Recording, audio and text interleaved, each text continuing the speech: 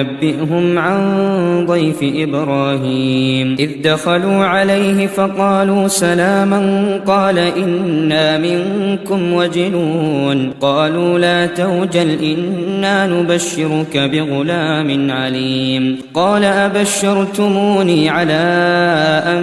مسني الكبر فبم تبشرون قالوا بشرناك بالحق فلا تكن من القانطين قال ومن يقنط من رحمة ربه إلا الضالون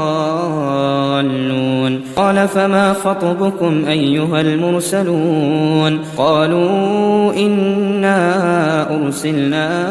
إلى قوم مجرمين إلا